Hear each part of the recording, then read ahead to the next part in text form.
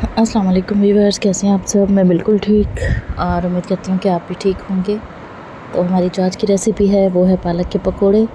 तो से हर जगह ही बारिशें हो रही हैं, सावन शुरू हो गया है, तो बारिश में जो है चाय के साथ पकोड़े तो फिर लाजमी बनते हैं।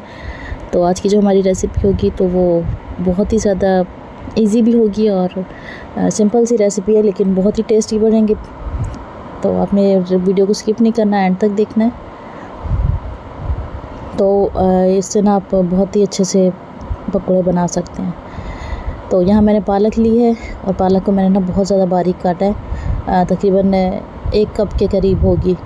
उसके साथ ही मैंने 2 प्याज लिए हैं, 2 टमाटर लिए हैं, 3 जो है मैंने आलू लिए हैं, छोटे लिए हैं, और 2 मैंने हरी मिर्चें ली हैं।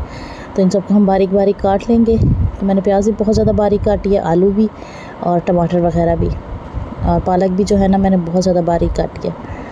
ठीक है, तो इसे बारीक काटने से ये होगा ना कि ये ना बहुत ही टेस्टी बनेंगे। अगर हम ऐसे थोड़े बड़े बड़े या ऐसे क्यूब्स में काटें ना तो वो फिर ज़्यादा से क्रंची से नहीं बनेंगे। ठीक है, इसके बाद यहाँ मैंने इसमें डाला है बेसन, और बेसन जो है वो मैंने डाला है 1.5 कप। बेसन डालने के बाद जो है इसमें हम बाकी के मसाले ऐड कर देंगे। तो बाकी मसाले में इसमें मैंने ऐड किया है सूखा धनिया पाउडर ऐड किया है, नमक ऐड किया है। नमक आप अपने टेस्ट के अकॉर्डिंग इसमें ऐड कर सकते हैं, और सुरख मिर्च मैंने पाउडर में भी ऐड की है, और इसके ना चिली फ्लेक्स जो होते हैं वो भी मैंने ऐड किए हैं। उसके बाद जो है इसमें मैंने हल्दी ऐड की है, और साबुत धनिया जो है ना वो मैंने इसमें 2 चम्मच डाला है। थोड़ा जो बड़े वाला चम्मच है ना उससे मैंने डाले थे, थोड़ा से ज़्यादा डाला है। तो सूखा धनिया डालने के बाद जो है हम इसे अच्छे से मिक्स कर लेंगे। अच्छा, इसको जो हम अच्छे से मिक्स करेंगे ना तो यहाँ पे इसमें मैंने पानी वगैरह भी कुछ भी नहीं डाला। ये इसी जो मैंने सब्जियां काटी हैं ना इसी में ही हम इसे अच्छे तरीके से मिक्स कर सकते हैं। ठीक है, तो पानी वगैरह भी हमने कुछ नहीं डालना, और बस इसी सब्जियों में जो है इसे हम अच्छे तरीके से इस तरह से मिक्स करेंगे, और हम इसे थोड़ी देर के लिए अच्छे से गूंद के और फिर हम इसे एक साइड पे रख देंगे। आप चाहें तो फ्रिज में भी रख सकते हैं, तकरीबन 15 से 20 मिनट इसको लाजमी रखें।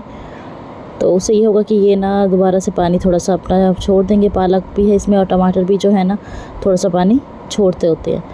तो उसके बाद जो है फिर हम इसे फ्राई करना शुरू करेंगे। तो यहाँ मैंने ऑयल गर्म करने के लिए रख दिया है, और मिक्सचर जो है इसमें मैंने अब थोड़ा सा तकरीबन 2 चम्मच के करीब पानी डाल के इसे मैंने दोबारा से अच्छे से मिक्स कर लिया है, इस तरह कि ये हाथ में अच्छे से आ सके। तो पहले ऑयल चेक कर लेंगे, थोड़ा सा डाल के देख लेंगे। अगर ऑयल गर्म होगा तो बबल्स बनना शुरू हो जाएंगे, लेकिन अभी नहीं है सही से गर्म। तो फिर मैंने दोबारा चेक किया था तो ये देखें इस तरह से बबल्स बन रहे हैं, तो इसका मतलब है कि ये ऑयल गर्म हो गया है। तब इससे हम पकोड़े डालना शुरू करेंगे। आप चाहें तो चम्मच से भी डाल सकते हैं, और चाहें तो आप हाथ से भी डाल सकते हैं, जैसे आपको सही लगे। और आज हल्की सी मैंने ना बिल्कुल आंच रखी है, बिल्कुल मीडियम सी रखी है, बहुत ज़्यादा हल्की भी नहीं है और बहुत ज़्यादा तेज़ भी नहीं है। बस मीडियम फ्लेम पे हम इसे पकाएंगे और बिल्कुल इसे क्रंची सा करेंगे।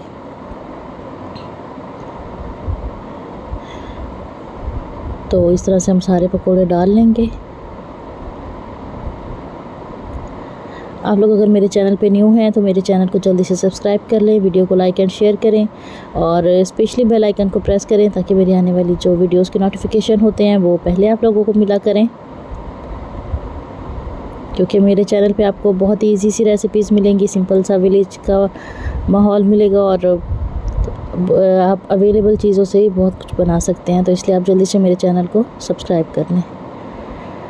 ठीक है, तो बस अब इसे हम जो जगह खाली थी ना वहाँ भी मैंने पकौड़े डाल दिए। तो एक साइड इसकी जैसे ही थोड़ी सी ब्राउन होगी तो फिर हम इसे चेंज कर लेंगे, दूसरी साइड इसकी हम चेंज कर लेंगे। ठीक है, तो ये देखेंगे ना अब थोड़े से कलर इनका चेंज होने लग गया। तो हम इसे ये जब पकने लग जाएंगे ना तो ये खुद ब खुद ही ऊपर को आना शुरू हो जाते हैं। तो बस हम इसे इसमें इस तरह से ना चम्मच से चलाएंगे ताकि ये दोनों तरफ से जो है वो ब्राउन से हो जाए और मज़ीद क्रंची से भी हो जाए। तो ये थी हमारी आज की रेसिपी। आप लोगों को रेसिपी कैसी लगी मुझे कमेंट में ज़रूर बताइएगा। वीडियो को लाइक एंड शेयर भी कीजिएगा।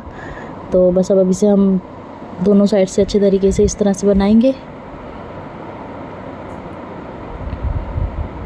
और पकोड़ों का अगर आप पालक के पकोड़े बनाएं, आलू के बनाएं या फिर सिंपल बेसन वाले पकोड़े भी बनाएं ना, आप उसे हाथ से जितना उसका बैटर जो है उसे घोलेंगे ना, हाथ से जितनी देर आप उसे मिक्स करते रहेंगे ना, आपके पकोड़े उतने ही टेस्टी बनेंगे।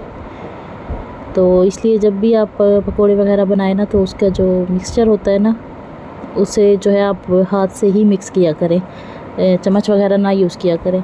और काफ़ी देर तक उसे मिक्स करते रहा करें तो उससे जो है वो पकोड़े जो है ना वो बहुत टेस्टी बनते हैं। तो ये देखिए इनके ना दोनों साइड से अब ब्राउन हो गए हैं और इसको जो है हम फिर निकाल लेंगे ऑयल से।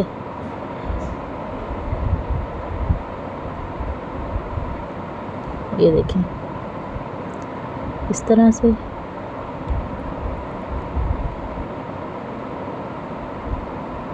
इसे हम निकाल लेंगे।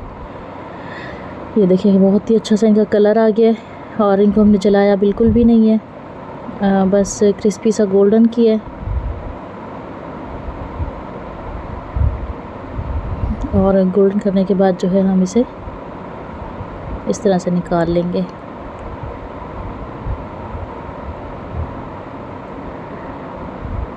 ये देखें इस तरह से। तो ये थी हमारी आज की रेसिपी। उम्मीद है आप लोगों को पसंद आई होगी। इंशाल्लाह आप लोगों से मिलूंगी अगली वीडियो में। तब तक के लिए अल्लाह हाफिज़।